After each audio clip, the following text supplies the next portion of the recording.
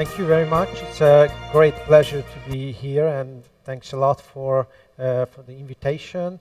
And in my presentation, I would like to talk about the whys. So why people get stuck on the internet or a specific application of the internet, like gaming problem, for example. However, before talking about the whys, we should also pay some attention to two other issues, to what questions, to what we are exactly addicted to, and also the who. So who are the persons who become, or how many are they who are in fact addicted? So if we look at the first question, then we very often talk about the general internet use problem or a general internet addiction problem. However, maybe we are more precise if we focus on the action, what happens on the internet. There are very many different actions, and some of them are less problematic in terms of developing problematic use, like emailing or surfing on the net, while there are others like gaming specifically, which are more risky to become addicted. So it's very important that not always, or we have to specify, not only talk about in general being addicted to the internet, or not similarly, not generally being addicted to smartphones. For example, it's of course the smartphone is the object what comes into our hand and what provides the activities, but there are many different activities what we are specifically addicted to, and behavior, the addictive behavior, is maybe more important. I would also more focus in my presentation on gaming for this reason. And the other question is that who are they? Who are those people who are internet addicted, or specifically addictive gamers? And then we see that we have the similar picture as it was presented in the former presentations regarding alcohol, substance use, that there are many gamers in the world, hundreds of millions all around the world. However, a minority of them who is stuck on games, or who become problematic gamers, or who become addicted to the gaming activity. It is important thus that while we have to be aware of this problem, because in the former presentation we saw that if there is an internet addiction or gaming addiction, that it leads to very serious family problems, health problems, mental health problems, and other serious consequences. So we have to be aware of that, and we have to get prepared to prevent and treat these problems. But on the other side,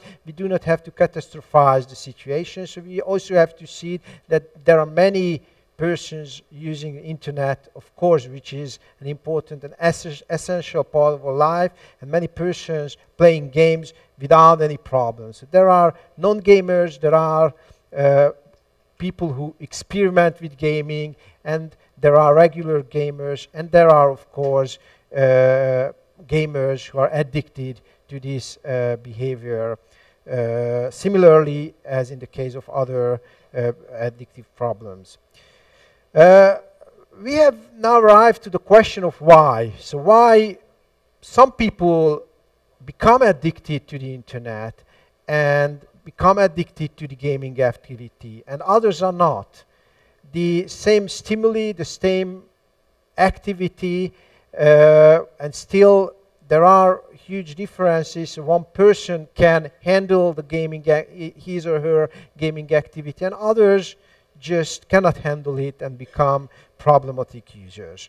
When we look at the factors, the contributing factors, then maybe we can mention three types of them. One is the games themselves. It's an important issue how these games look like, whether they are addictive or not. We have to look at the people, of course, the characteristics of those people who use these games, and we have to look at the environment, the social and the physical environment where the gaming happens. If we look at the games, then of course we have to understand that these games are designed with the intention to keep you playing. So that's their purpose.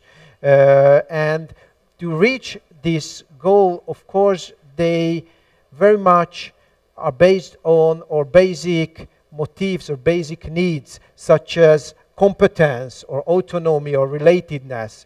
In competence, we mean a need for challenge. So we like the games because we can compete there, we can try to reach goals, and we can reach goals. So this can give us the feeling of self-efficacy, which is very important. Also, the autonomy need or the autonomy motive is very important. So in a game, one can play or one can act in line with the inner personal values. So it's a good possibility to fulfill these values or to experience the freedom of having choices.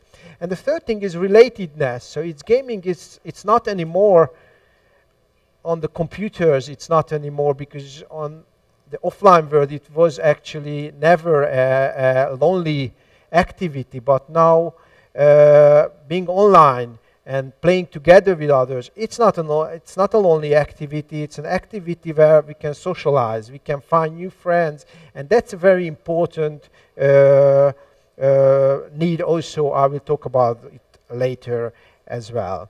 And going further regarding the characteristics of games, they also somehow provide a perfect world, a world in which you know the rules, how to be effective, you have the chance to be effective, you have quite equal chances with others to be effective. So it really provides something where it is nice to be and nice to try yourself, how you can be or behave there, and that makes them attractive as well. And also the question of reinforcement is very important. It's always important when we talk about addiction issues, and these games also provide quite oftenly a kind of random or unexpected rewards, which we know always more effective to reinforce the behavior than an expected or regular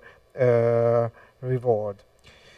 When we talk about the environment, it's a very huge issue, and we can only mention a few things, but of course environment can mean anything where the gaming happens, including the legislative issues, including the availability of the games, but also maybe even more importantly, the family environment or the rules according which a child or young people can play. If there are rules for a child in a family, how many hours are allowed to play, or it's totally open, it's an important question. It's also important, maybe a very crucial factor, whether other activities are offered as well for recreation or for playing. So family environment is a crucial issue, I have to emphasize.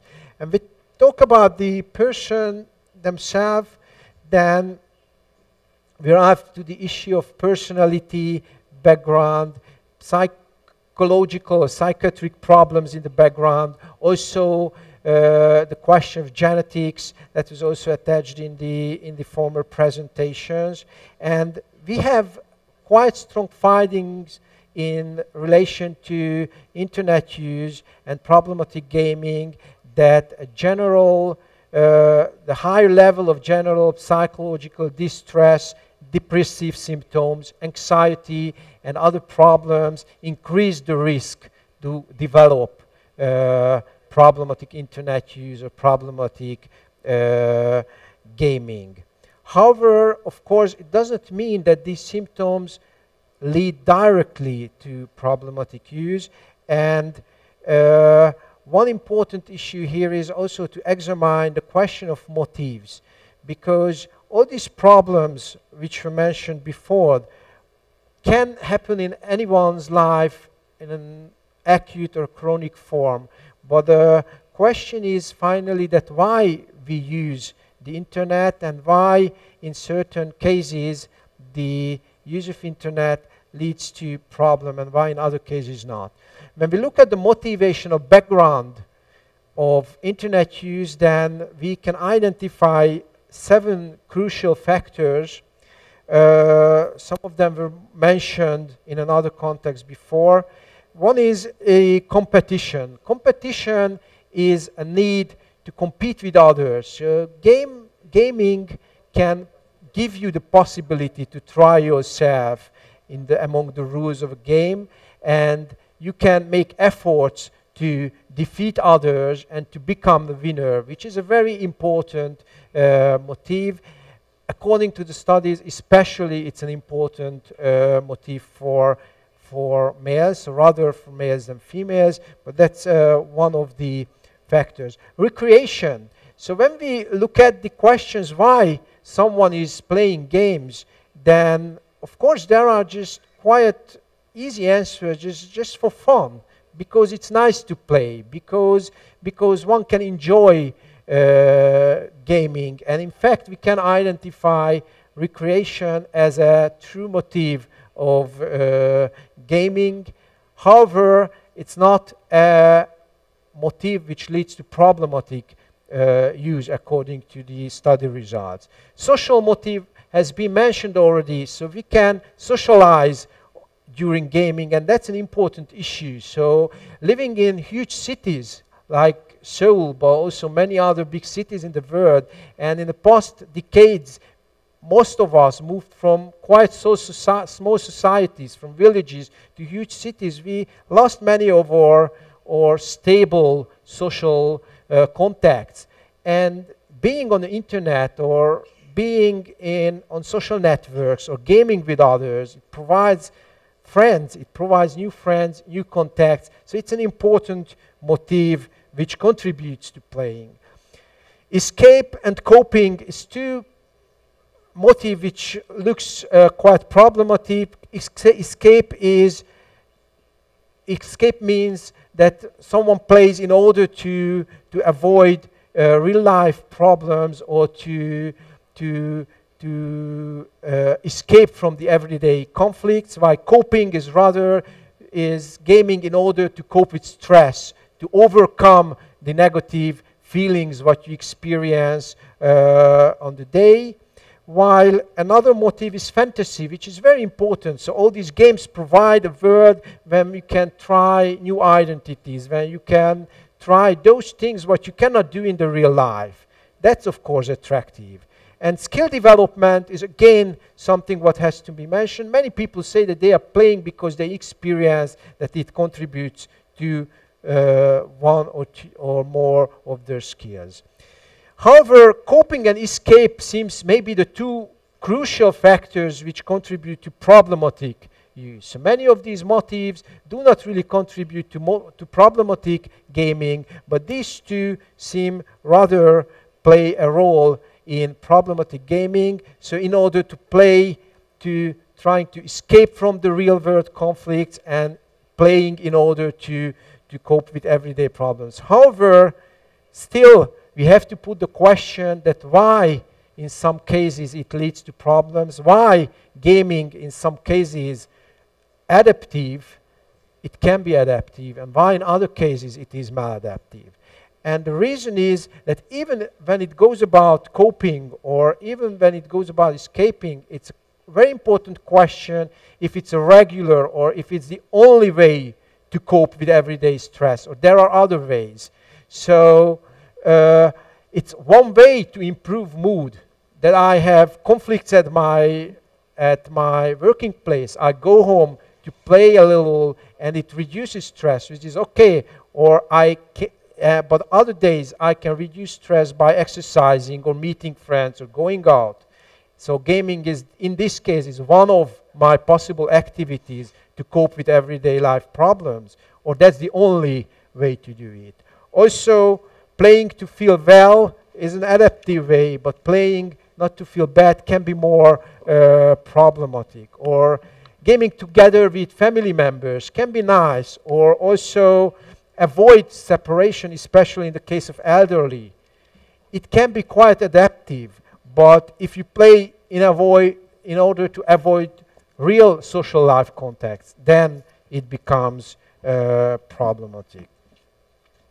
So, to sum it up, we have to understand that internet is part of our life, as it has been mentioned in the former presentation as well. It is very essential in our life. It can contribute substantially to the quality of our life, but it can also lead to problems, and we have to do everything in order to identify if there is a problematic internet use or problematic gaming, and in these cases we have to try the effective ways of treatment and prevention. Thank you very much for your attention.